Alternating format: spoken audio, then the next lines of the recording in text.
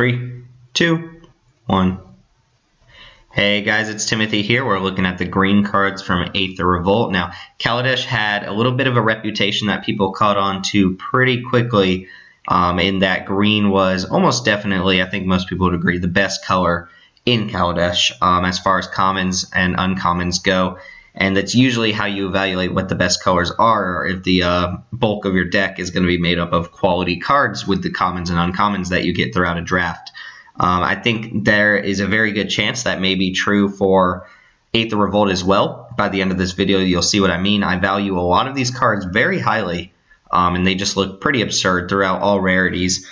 And with that being said, we're going to go ahead and throw ourselves into this review of the green cards from Aether Revolt. Again, if you would like to stop and critique or give feedback on my rating scale, feel free to do so here. But this is what I'll be using to evaluate the cards. With that being said, I am happy to announce there are no dubious challenges in green. Thankfully, you do not have to open up anything that's completely unplayable in green. Not that there were very many unplayable cards in green the first time around with Kaladesh, but it was always disappointing to open up a dubious challenge because it's just not something you should ever play. With that being said, enough talk about cards that don't exist. Let's talk about Natural Obsolescence. This is what I consider the only strictly sideboard card in the set. Now, it's kind of hard to say that because some people in Kaladesh are of the mind that you should be main decking cards like Fragmentize or Appetite for the Unnatural. And a lot of times that'll work out. So I don't think that's necessarily a bad thing that you shouldn't be doing. It's just a preferential thing. And I think I would like to avoid putting those cards in my main deck and be very happy to sideboard them in. The same goes for Natural Obsolescence. Note that it's pretty efficient, it's instant speed, and it puts a card back in the deck. So it gets around the Raise Dead effects, or the cards that let you get artifacts back from your graveyard to your hand, which can't be said for a lot of the other artifact destruction cards. But of note, on this card particularly, it does not hit enchantments, which makes it lose a lot of value. Where a lot of naturalized effects are also really good main deck options, is that every now and then they'll hit a card like Revoke Privileges or Malfunction, which gives them extra main deck value. This one, I think you should leave it in the sideboard, but again, it's your preference. If you think Fragmentize and Appetite of the Unnatural are cards you should be putting in your main deck, then you probably put Natural Obsolescence in your main deck, and it'll be quite good most of the time, but there are the chances where it just falls flat and doesn't have a target. So I say keep it in the sideboard. This is really the most disappointing of the Automaton cycle. That's not true. Is it true? Yeah, I don't know. I just really don't like this card. Overall, you're paying 2 mana for a 1/2, which isn't great. Green doesn't have a ton of artifact synergies, so it's not like you need this in your green deck, and the ability is just overcosted. For 1 less mana on the activated ability, this would have been an okay card, I think. Still not great, but at 4 mana, it's not even a very good mana sink because it's not the type of card that's going to survive early enough, and it's not really a card you want to be main decking. The only thing I can really say about it is there are cards that care about +1/+1 counters in the set, quite a few of them in green, and if you're really dying to have some sort of effect like that in your deck, you're probably looking for a card like this. But be honest, if this is the best you can do, you probably shouldn't be in that sort of strategy in the first place. I would say don't play this card unless you absolutely cannot scrap up another playable.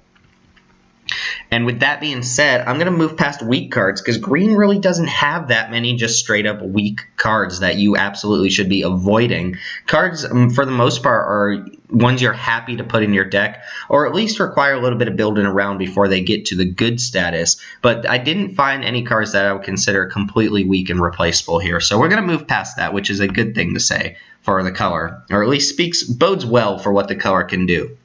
Now, Archetypal Filler, keep in mind these cards usually go up in value in the right kind of decks, but they have a kind of floor where if it's not doing what it's supposed to be doing, it just doesn't do very much at all.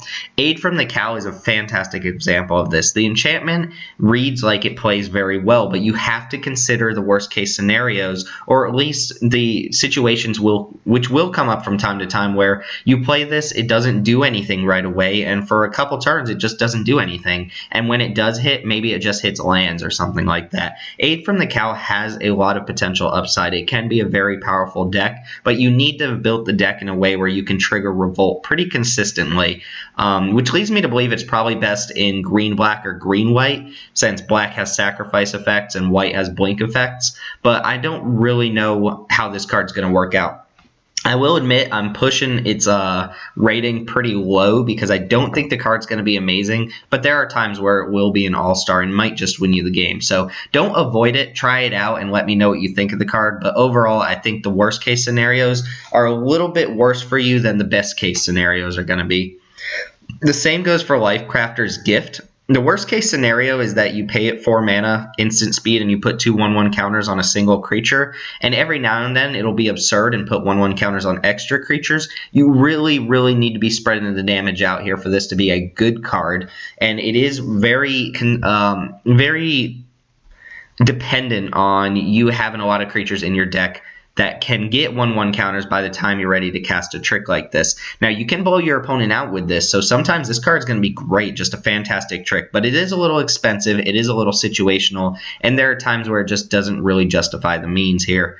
But I think those are going to be few and far between. I think most of the time this card's going to play out quite well, but I'll have to see it before I give it a consistent 5+ rating.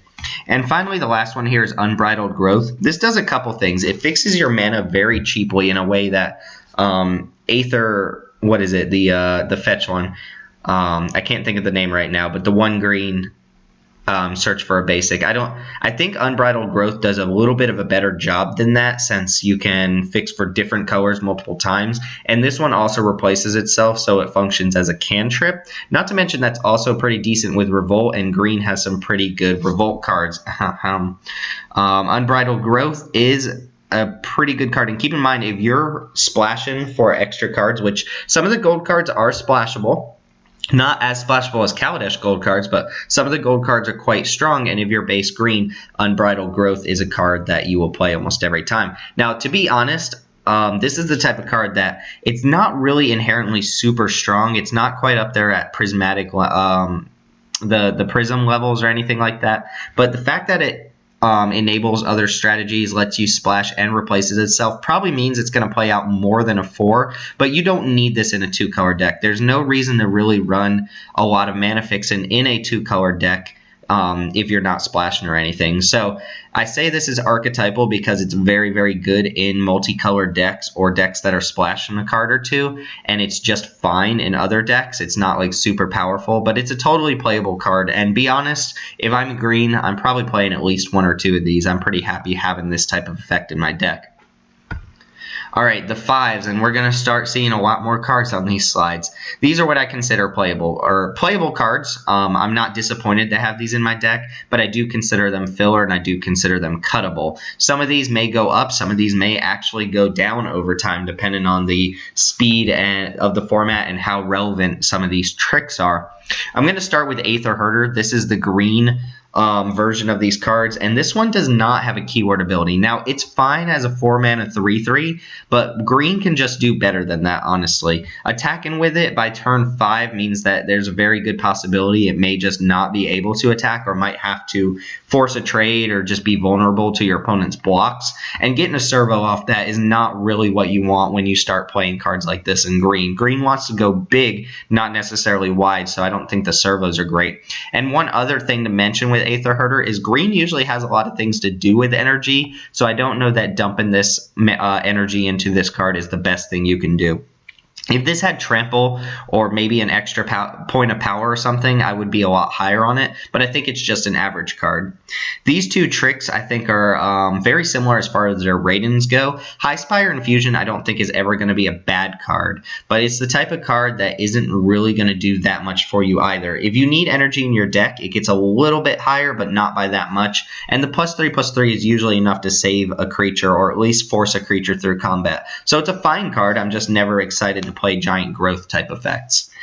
Lifecraft Awakening, I do have to stop here and kind of apologize for when I was reviewing these cards out of the spoilers. I misspoke. I thought this card could target a vehicle and make it a creature, but it says if it isn't a creature or vehicle. So Lifecraft's Awakening can target only non-vehicle artifacts, or it can target vehicles and still give them 1/1 counters. They just still have to be crewed. But it turns a dirtily artifact, something that's not an artifact creature, into a 0/0, meaning it can now attack. You can animate your puzzle knots and so on and so forth. Or you can dump a bunch of 1/1 counters on an artifact creature like a servo or just some dumb creature that you have laying around. But it does have to target an artifact, regardless of whether it's a creature or not. The thing here is you need a critical mass of artifacts before this becomes a very strong card, and on its base, if you're only running maybe 3-4 artifacts in your deck, this is a perfectly cuttable card. It will be good when you get to pull it off. It will play probably around a 7 or higher, but you need the type of deck where this will work out. So this might even be a 4, where in a lot of decks you'll cut it, but in the decks that you're not cutting it from, it'll be quite good. Aether Seer is a little bit confusing to me. It's a little bit behind the ball as a 4-mana 3/2. There are a lot of creatures that trade off for it, and a lot of effects like Shock that just punish you for playing 2 toughness creatures, especially at higher mana costs. And the effect is not the most relevant thing in the world. I think when you really want to play the Aether Seer is when you have a bunch of creatures and you need to make energy, not necessarily using this for its ability, but using it for its enter the battlefield effect, which is a fine card. There's nothing wrong with it. It's just I'm not excited to play this outside of a dedicated energy deck. The same goes for Silk Weaver Elite, which really isn't that great outside of a deck that can trigger Revolt pretty consistently. If you just have to play this as a 3-mana 2/2 with Reach, it's not a great card. Even Reach on top of that is not making it that much better than just a filler card. This goes up to probably about a 6 or 7 if you know for a fact you're going to be drawing a card every time you play this, or at least 80+% of the time you play this. But that's where the value of the card is, in making sure it replaces itself. 2/2 for 3 that draws a card is a very good card. A 2/2 for 3 that just doesn't do anything is not a good card. So this is high risk, high reward. Actually, it's pretty low risk. It's just pretty bland if you have to play it out as a vanilla creature. And then we have the green implement here, and this is very likely the only implement I'm going to put higher than maybe a 2 or 3. The green one costs 1 to play, it costs 1 to sack, specifically 1 green to sack, and it puts a 1/1 counter on a creature. It is worth mentioning you can only do that at sorcery speed, and like all the other implements, it draws a card when it goes to the graveyard. Now, I like this because green usually just needs a tiny little push to get through a board stall, and a 1/1 counter is not insignificant. It'll do the job. But why I put this at playable is because if you have to crack this effect to make one of your creatures bigger, it's not that bad. It is pretty cheap, and while 2 mana cantrip, put a 1/1 counter on a card is not the best thing in the world, that's probably a card I would play. Think about a sorcery that said 2 mana, 1 green, 1 colorless, put a 1/1 counter on a creature, draw a card. That's essentially what you have here. The reason I put this higher than that, higher than just like a playable weak card, is because green has some very strong payoffs for Revolt in its rares and uncommons that I'd be very happy to play this card in my main deck if I knew that I was revolting things pretty consistently. Alright, here's where we start getting into the meat of green. Cards that I think are actually quite strong. Aetherstorm Leopard is a card that attacks very well but doesn't block particularly well. It's similar to Thriving Rhino, being probably a little bit worse than Thriving Rhino, and the energy costs that you need to activate its ability on attacks isn't very energy intensive. Plus, Trample makes it a pretty good attacker. A lot of times Trample will turn your creature into an unblockable creature because your opponent won't be able to chump it or won't be willing to chump it, meaning you got in a lot more damage than you would have if the creature did not have Trample. Obviously, that's what Trample means, right? This is just a solid card that I'd be happy to play pretty much any number of, especially if I'm on the play. It gets a lot better. On the draw, it loses a little bit of its value, but it's never a bad card by any means. Hidden Herbalist is just a vanilla 2/2 with a tiny little bit of upside. It has the potential to really chain together some sweet combos, which is where I'm giving it its credit as a 6 instead of a 5, even though I think the majority of the times it's just going to be a playable 2-drop. If I have to play this out on turn 2, that's fine, but it is the type of card that if you have Revolt active and you have a quote-unquote Revolt deck, this card is going to be very good. It's a little bit worse than something like Burning Tree Emissaries because the mana is not flexible, so you're not going to turn 3 this into some sort of like double black creature or something like that. But it is a nice little ability that's tacked onto an already playable body, which gives me a definite nod towards, yes, this is a pretty decent card. And then Lifecraft Cavalry is a card that maybe I'm underrating. In fact, I'd love to hear what people think about this, because on second thought, having looked through all these cards again, this card's probably a little bit stronger than I'm giving it credit for. 5 mana 4/4 Trampler is decent, and keep in mind this is a common. That's what you get out of Riparian Tiger at 5 mana. And then if you have Revolt active when this enters the battlefield, it comes in with 2/1/1 counters on it. So you have a 6/6 Trampler, which is fantastic for 5 mana. That's what Riparian Tiger is on attacks. But keep in mind that thing has to be attacking. It doesn't block as well. You need energy to dump into it. This card goes from okay, decent card, to very, very good if you can trigger Revolt, which means you might have to play it off curve. You might have to set up some situation where you have like an implement to sack and then you play this, but a lot of times you'll be able to trade off a creature and then follow up with something like this, and I think that's a line of play we're going to see a lot in Aether Revolt. Attacking, hoping that your opponent blocks and trades some creatures, and then following up with some big Revolt guy. This card is fine. It's probably around a 7, but the low end of it is just being a 5 mana 4/4 Trampler, which, as I said, is already a card you're rarely willing to cut. It's not a card you want like every copy that you see also, so it loses a little bit of value in multiples, but it is a pretty strong, decent playable card. All right, the 7s.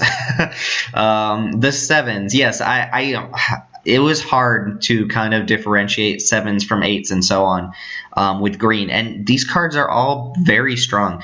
I will mention that, I mean, look, there's commons, uncommons, rares. Let's just start with the mana dork here. Time and time again, they print this sort of card with different stats. A 2 mana that ramps you ahead 1 mana. And it's always, always, always a good card. I've yet to see this type of card being really bad, with Hedron Crawler being like the worst iteration of it and still a very high pick. Not to mention green is the type of color that uses this ability the best. But being able to power out a 4-drop on turn 3 or a 5-drop on turn 4, so on and so forth, is pretty nice. And the stats are nice enough that this blocks aggressive decks pretty well. So those little 2-power first strikers and things like that, you're happy to play this, probably happy to block with it, and just lock down the field early, and then make sure that you can cast your big spells on curve, or at least before curve. Lifecrafter's Bestiary, I think in a green deck this is an easy 8, but remember that when I'm evaluating cards, I'm considering them in draft, and if I open this, there's good chance that I may not first pick it depending on what my uncommons are. I think it's on par with a lot of uncommons in this set, and obviously if this is getting past you, it's a pretty good sign that green is open, but the value that I put on it as a 7 is me considering it in the first pack, where I don't know for a fact I'm playing green. Now, if you play this and then, or you first pick this and you draft a bunch of really bad green cards, you know, you've lost a lot of your value. Not to mention that you can pay green on other creatures, but it's not particularly splashable. The Scry ability as just a static ability is not worth a card on its own. So you want to make sure you're in a green deck, but I'm not sure whether or not I'm excited to pick this card until I see how it plays out. Not to mention if green does end up being quote-unquote the best color, or tied with the best color, it's going to be forced a lot, and people may not give you the chance to draft around this card particularly easily. The same goes for Green Will Liberator, and we're going to see a card very similar to this in the 8s here. For 2 mana, you have the potential to get a 4/3 attacker, but I can't really give that an 8, because how often are you going to be able to play this on turn 2 as a 4/3 attacker? It's going to be very, very difficult. There are only a subset of cards that you can play on turn 1. In fact, there may only be 1 or 2 cards that you can actually play on turn 1, sack it, or have it leave the battlefield, and then play this sort of card. The implement doesn't even work because you need to already have a creature plus some sort of effect. Really, the only card that lets you play Green Wheel Liberator as a big kind of flashy 2-drop is the Renegade map, which I'll talk about and give a very high rating to, because it does make cards like this better. But if you have to wait until turn 3 or 4 to play this, it's losing a lot of its potential kapow. Like, it's losing its ability to come down earlier than a relevant creature that could just block it. And 3 toughness is still not a lot. It's going to die to a lot of things, so I don't think this card is absurd. There are a lot of times it'll be even worse than a 7, so I'm not excited by it, but I do admit if you can set up certain situations, it has a very, very powerful threshold. Wait for it.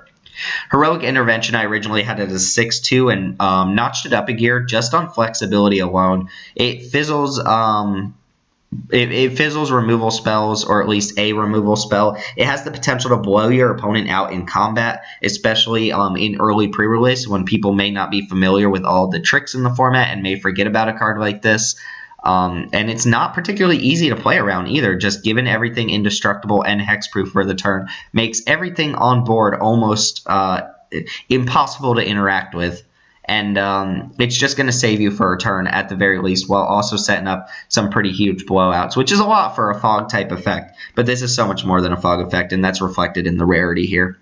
Monstrous Onslaught, again, probably going to play out as an 8 in most decks, but does have the situation where you don't have a creature on board, or you don't have a relevant creature on board, just like a 1/1 or 2/2, and then it loses a ton of value. But it is an easy 7. It is the type of card that if you see it in a pack, it's probably a sign that green is open because of how potentially powerful it is. And it's very interesting that you can't be blown out by this, or you can't be blown out in response to this card the same way you can with cards like Prey Upon, because it does track the power of your biggest creature on casting it, not on resolution, which is very interesting and makes the card definitely retain its value, whereas a card like Prey Upon may lose its value against a removal-heavy deck.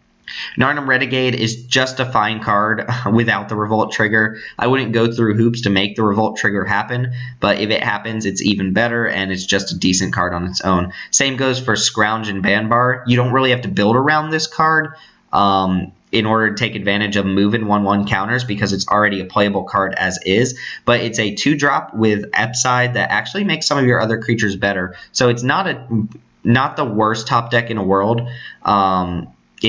I should say, and it has a lot of utility in the early game and the late game, potentially letting you set up some really lethal attackers early in the game, enough that you can push through a lot of damage and then keep consistently going. This card goes way, way up in value already from a 7 if you have a lot of ways to generate 1/1 counters. And then Prey Upon is Prey Upon. We've seen it time and time again. It does its job, and it is worth mentioning in a format where there are vehicles that just have ridiculously pushed power and toughness. It's going to do its job quite well. Like I mentioned with the Onslaught, Prey Upon has that potential to be blown out, or has the situations where you don't get to just destroy an opponent's creature. Sometimes you have to actually trade off something. But the times where Prey Upon is very, very good are much, much higher than the times when Prey Upon is just not going to work out. Again, this is the type of card that really pushes you for being on the play and can punish your opponent for being on the draw by letting you just get an advantage on board and keep it on board the same way Hunt a Week does, but way more efficient than Hunt a Week. Obviously, for reasons that Hunt a Week gives you the counter and this doesn't, but Prey Upon, good card.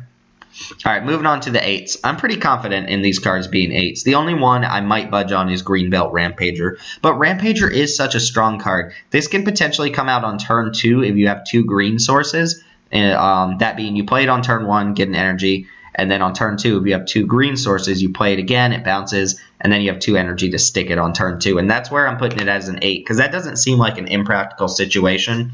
And then later in the game, it just comes down as an efficient 1-mana 3/4, which may be enough to stop your opponent from really attacking into you, or maybe enough for you to get the forefront and start attacking into them. So overall, decent card. Not really an energy engine or anything like that, since this is not a May ability to eat into energy. So keep that in mind. You can't just throw this out there over and over and over again. It will stick at some point, but that's kind of what you're trying to do, right? The other rare on here is Rishkar's Expertise. And I don't see this card going wrong very often, even though, you know, it could be a 9 if it tracked something other than the power of your creatures on board. Because imagine top decking this while you don't have a board or after a board wipe. It just doesn't do anything. You would rather have another card. But even in situations where you just don't have much on board, maybe you have a 2/2 and that's all, this is going to draw you some cards and let you cast something for free. Not to mention 5 mana or less is not negligible. Looking at all these cards, like almost everything that we've looked at is 5 mana or less. So pretty much cast a card from your hand is what it says.